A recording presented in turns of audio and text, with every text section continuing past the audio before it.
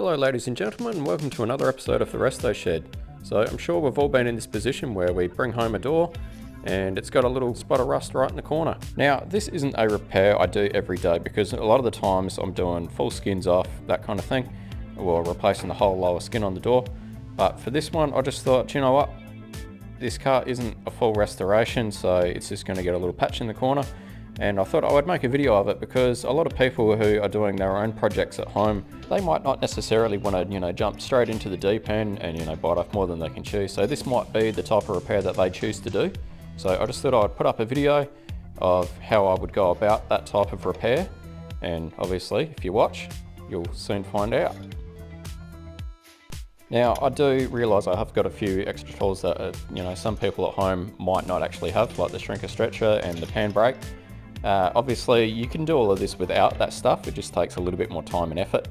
But basically what I've done here is I've bent up my, my 290s and then I've shrank that slight little radius in the edge.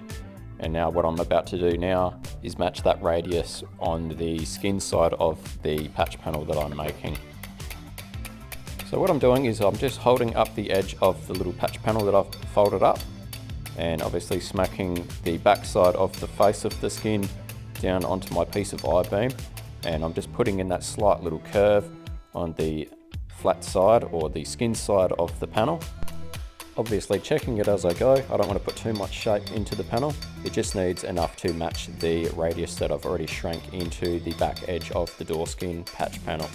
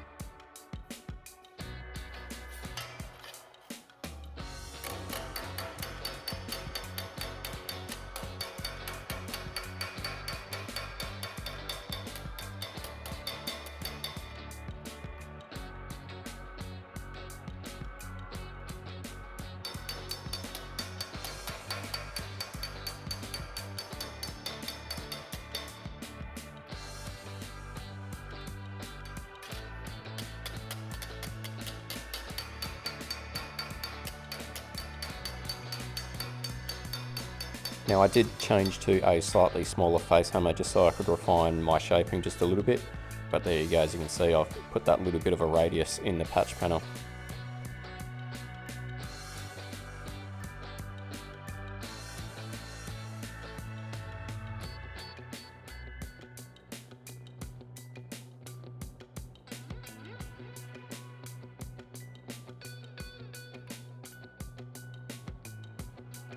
So that's the patch panel roughed out. Obviously it fits to the door skin fairly nicely, which is definitely what you want in this situation.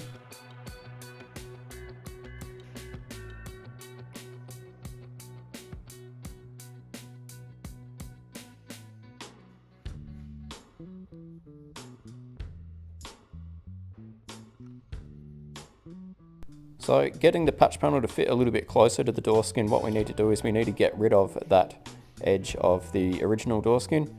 So what I'm doing now is I'm marking the edge of where my patch sits, and I will put my cutting disc on the inside of that line so my patch panel can sit just on the inside of that. And there you go, there you see my two little cut marks. And then after that what I do is I get my flat disc and I just run on the inside of those cut off disc marks just ever so lightly. I do not want to take away any material from the frame of the door. and it's just enough so I can get my patch panel to sit flush with the edges of the original skin. So now that I'm happy with the fitment, I can now trim down my patch panel because I do not want a big square corner like that. I want a nice curved radius because it will handle the distortion a lot better and it will not want to pull in multiple directions. So chop that ugly corner off and there we have a nice little pizza shaped patch panel.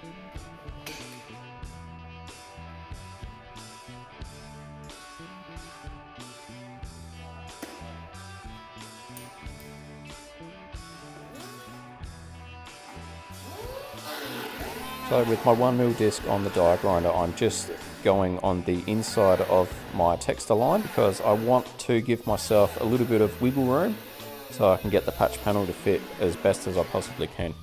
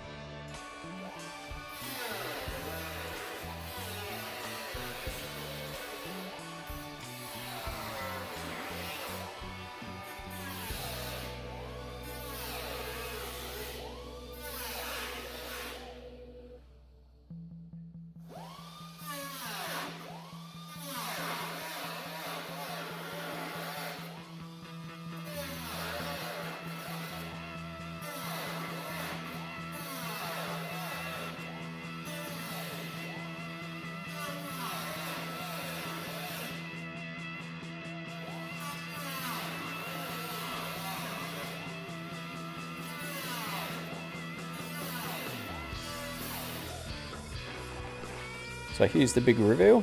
This is what was on the back side of that one little pinhole there.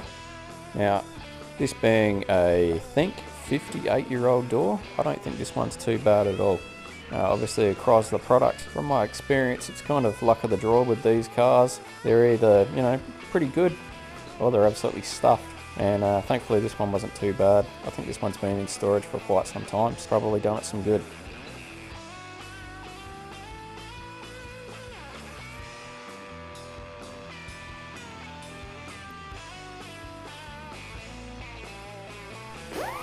So now that I've got the bulk of the door skin off, I can now go back to my scribe line and I'm choosing to use my 20mm belt sander just so I can grind back the door skin to my scribe line so I can get a nice tight fit on my patch panel.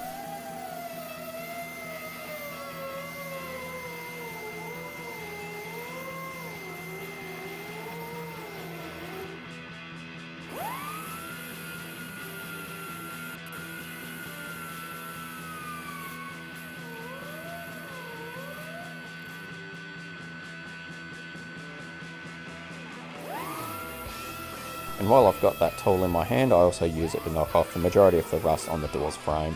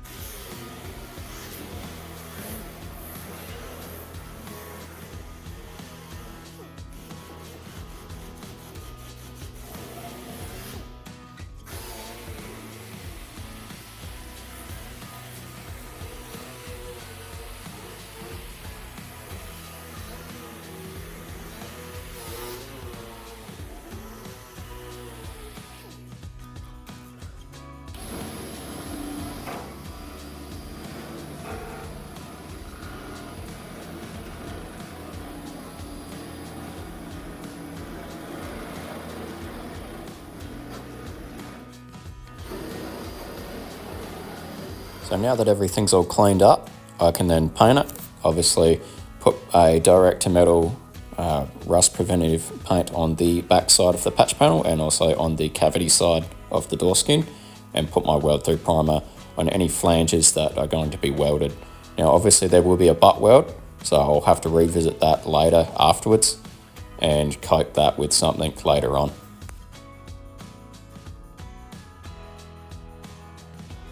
Now I did consider using the TIG welder on this repair, but I thought as I'm going to aim this video towards a novice skill set, I just thought I would use the MIG because it's pretty approachable, and you know, it shows you can get a pretty decent finish using something that's not overly complicated. So I found myself in a bit of grief. I ended up having to readjust this edge slightly.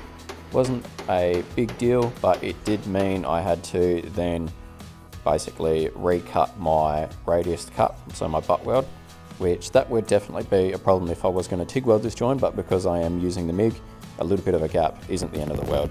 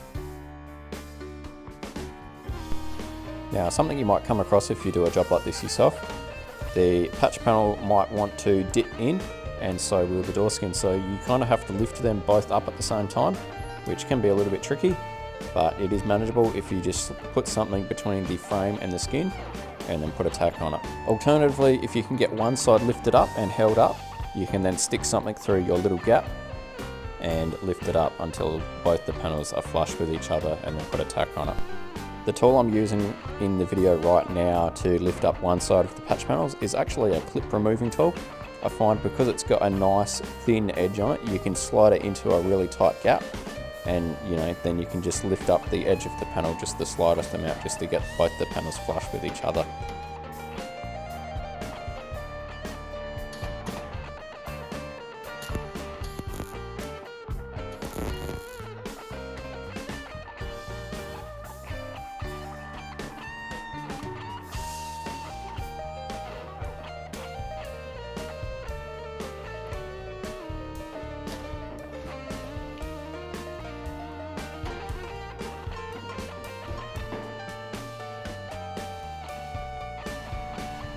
Now, if you want to make your weld completely disappear, what you really need to do is make sure that both panels are completely flush with each other, because you cannot sand a weld out when it is already on the low side of the panel.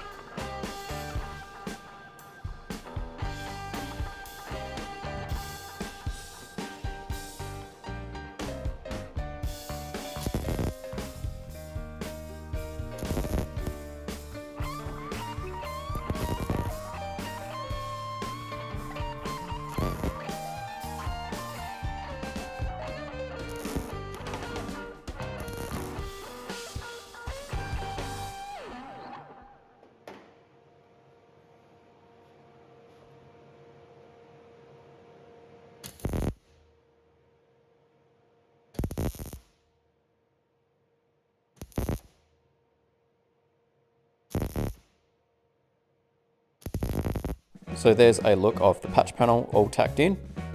Now what I'm going to do is I'm going to start hammering over the hemmed edge of my door skin patch. So holding the patch to the frame, I'm using a C-clamp with a piece of 1.6mm steel on the skin side, so I do not dent that with the clamp. And this right here is my much loved thin toe dolly, which I will be using the flat side on the skin. And what that will do is that will hold the face of the skin nice and firm.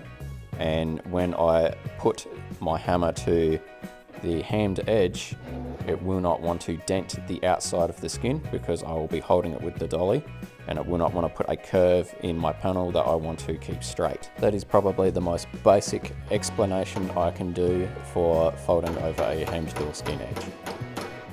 Now I'm using the narrow end of the door skin hammer, and what I'm doing is I'm just tipping over the majority of the hemmed edge, and then basically once I've gotten it 95% of the way, I will then switch over to the wider and more flatter side of the hammer.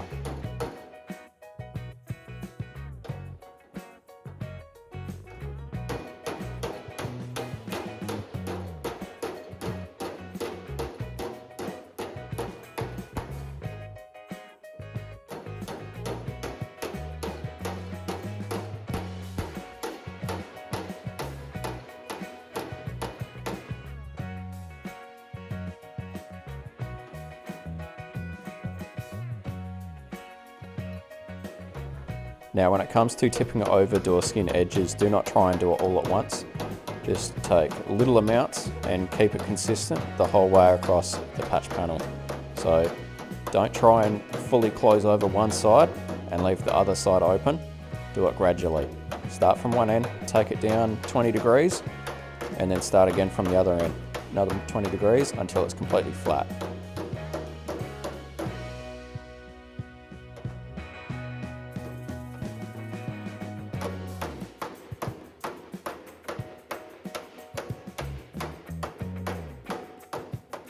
Now I have sanded my tacks down flush, but if you look at the ruler, there's no gap from the skin to the edge of the panel. So I haven't beaten the crap out of it, and I've kept it nice and consistent, and it's dead flat across the bottom, and it's also nice and flat across the face of the panel too. Now when it comes to welding in a panel like this, what is important is making sure the panel is basically as you want it in the end result before you weld it. Now what I mean by that is you want everything nice and flush, you want it nice and flat across the face of the panel, you do not want any dips, you do not want any waves. If you have anything that is irregular to the panel and then you go and weld it, what it's going to do is it's going to lock it into that shape. And if you lock it into a shape that it is not what you want, it's very hard, if not near impossible, to get back to where you want it again. So you'll end up putting more filler into your patch than what's needed if you just spend that little bit more time on the metal work before you weld it. Now another thing I will mention is do not use compressed air or cold water on your welds. What that will do is it will just shrink the panel even more, because you think about it. When you shrink a panel, what are you doing? You're heating it up and you're cooling it. What that will do is it'll pull the panel, and it will pull it and it will draw it in nice and tight. Now that sounds good because obviously you're not going to have a tin canning problem, but you're going to create a very big low spot, and especially on a MIG weld, it's going to be very hard to then lift that up and make the panel flush again. So best practice is to let your welds cool down naturally. There is always going to be some distortion. You can't avoid that. That's where the panel beating comes in later on. So just weld it as you would.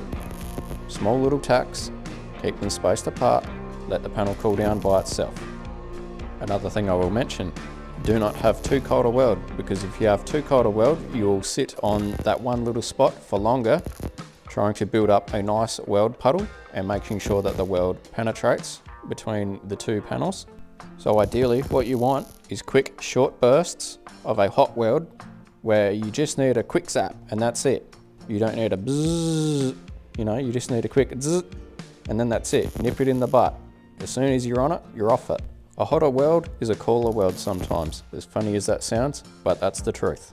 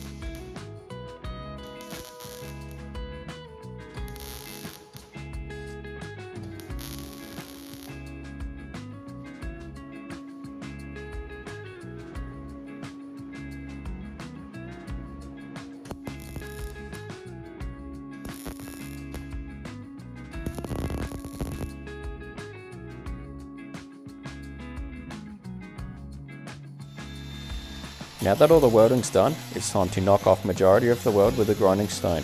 Now you do not want to flush off your weld with this. Basically what you want to do is you just want to knock it off flat, but not flush. Getting the weld flush, you need to use a bit more of a delicate tool. The importance of using a grinding stone on a MIG weld is that you will not just roll over the top of the weld, you will actually chop the weld down, which is very important when you want to make sure that your welds are completely flush at the end.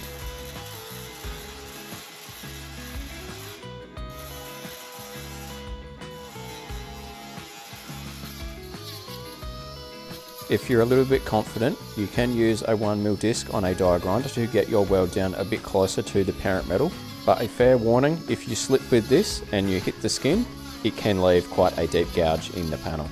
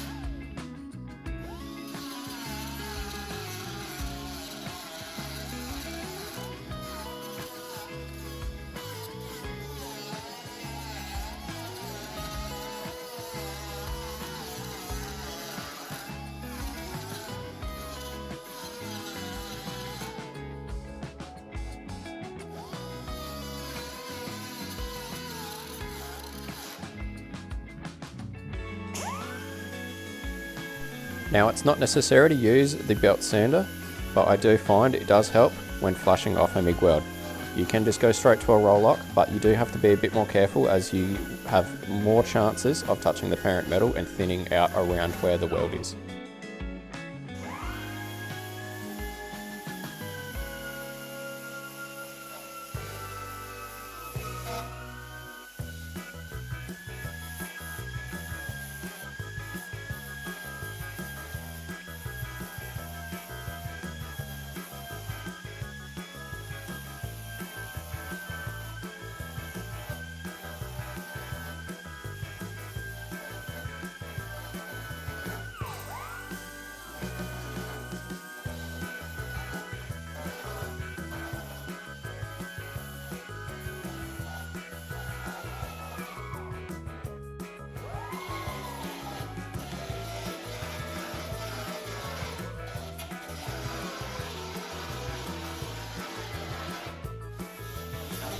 In a situation like this, I would basically pretty much use the roll lock only for blending in where the weld is. And then after that, I will then go over with the DA with 80 grit just to smooth out all of my scratches from the grinding process.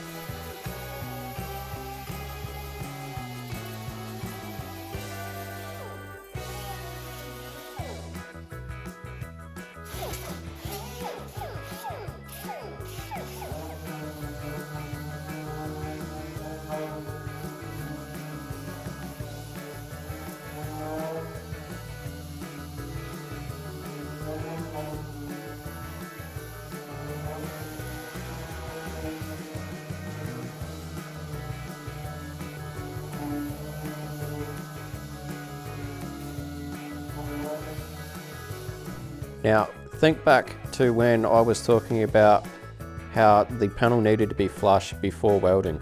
This is the distortion after welding. If these panels were not flush before, I would not be able to panel beat that up, and it would basically just be locked into place. Now looking over the joint, even though it is distorted, you can see the reflection of the light. It is still quite, it resembles the same either side of the patch. It's basically just where the weld is, where it needs to be panel beaded. Now trying to keep things simple and also using basic tools, I'm using my homemade slapper because it has a nice wide end on it, and it's also got a nice long handle. And basically what I'm doing is I'm sticking that into the crevice in the corner of the door, and I'm using that to lift up where the welded joint is, and then I'm hammering around that with my finishing hammer.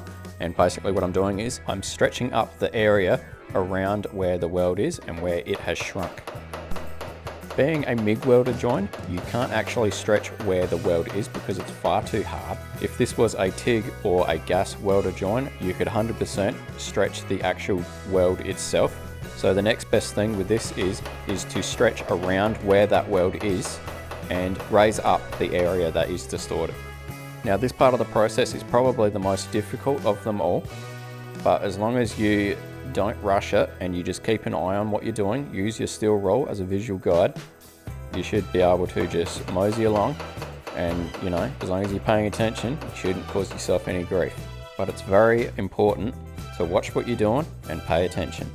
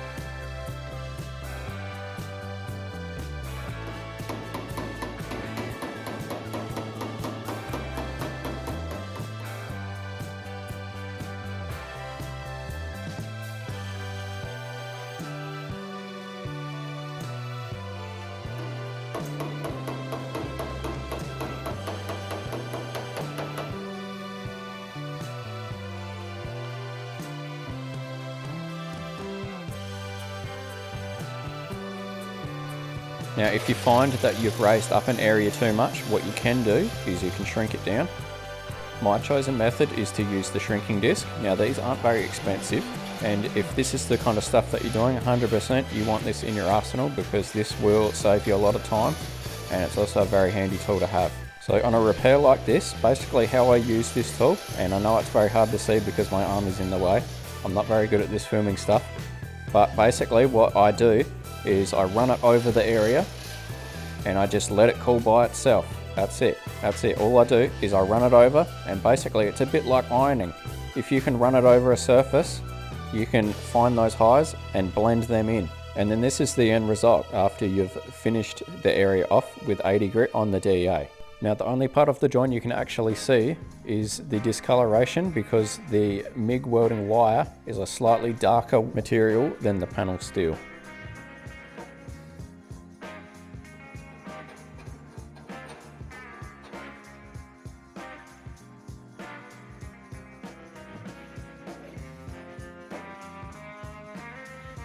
Now, if you look very closely, there is still a slight low spot in the panel, but again, I'm not passing this off as a fully metal finished panel. This will end up with a skimmer filler over the entire panel because there was quite a lot of damage on this door, but you will see once there's a bit of epoxy on it, it is quite true to shape, and it will not take a whole lot at all to get this panel 100% perfect.